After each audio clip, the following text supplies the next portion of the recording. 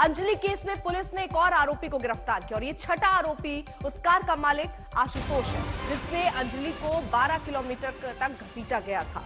आशुतोष पर पूरे मामले में गुमराह करने का आरोप है। 31 जनवरी की रात अंजलि को कार से घसीटने के बाद सभी पांचों आरोपी कार के मालिक आशुतोष के घर पहुंचे थे। कार लौटाते वक्त एक्सीडेंट के बारे में भी बताया, लेकिन आशुतोष ने पुलिस को सूचित करने की जहमत नहीं उठाई। यहां तक कि कार चलाने वाले अमित खन्ना को बचाने की साजिश भी रची गई। अमित के पास ड्राइविंग लाइसेंस नहीं था। आशुतोष ने सभी को बताया था कि वो यही बताएं कि दीपक खन्ना ही कार चला रहा था।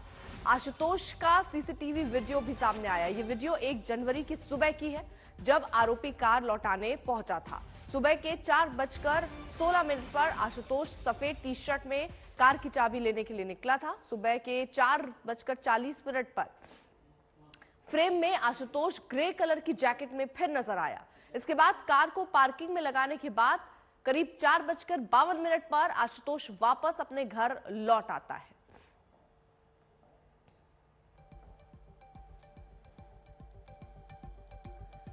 हिमांशु मिश्रा हमारे साथ, हमारे सहयोगी इस वक्त और जानकारी के साथ जुड़ चुके हैं। हिमांशु, अब एक के बाद एक नया किरदार भी सामने आ रहा है। वो आशुतोष जिसने पुलिस को गुमराह करने की कोशिश की, वो भी पुलिस हिरासत में।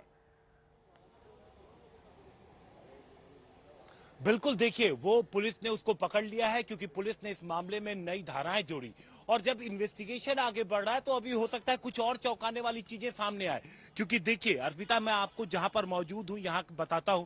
मैं मंगोलपुरी में मौजूद हूं और ऊपर आप देखिए, जो ऊपर आप बंद खिड़की देख रही हैं 2nd फ्लोर की, वो दीपक का घर है। अब हम इस बिल्डिंग को आपको दिखाते हैं।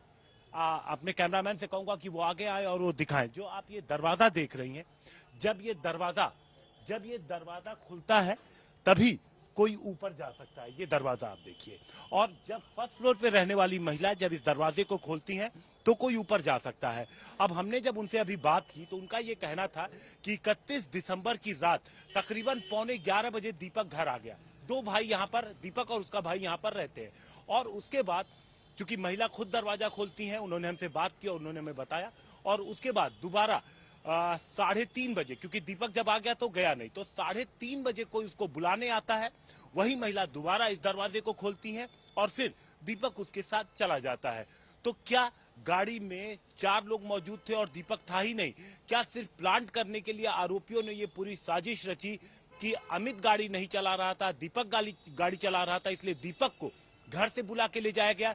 पुलिस इस मामले की जांच कर रही है और ये एक बेहद अहम इस पूरे मामले में मोड़ साबित हो सकता है।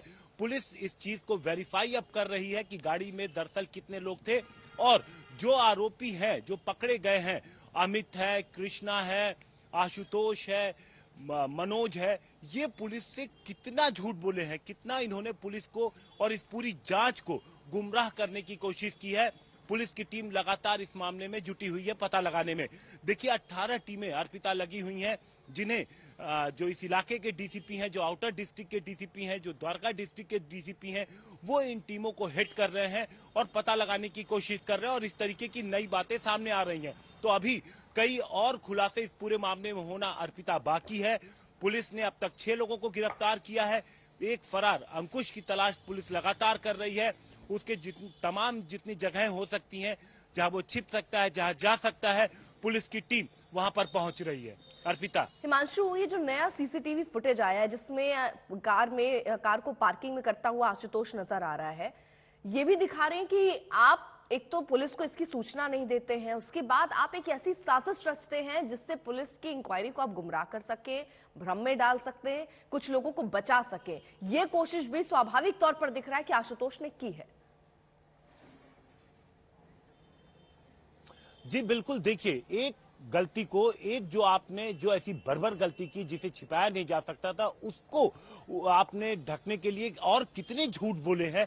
पुलिस अब ये परत दर परत खोल रही है और यही वजह है कि देखिए अर्पिता, 2 जो धाराएं जोड़ी गई हैं वो दोनों धाराएं 120B और 201 यानी आपराधिक षड्यंत्र रचना और सबूतों को नष्ट करना। आपराधिक षड्यंत्र साफ तौर पे नजर आ रहा है कि झूठ बोला गया कि गाड़ी दीपक चला रहा था, जबकि गाड़ी अमित चला रहा था, उसके पास डीएल नहीं था।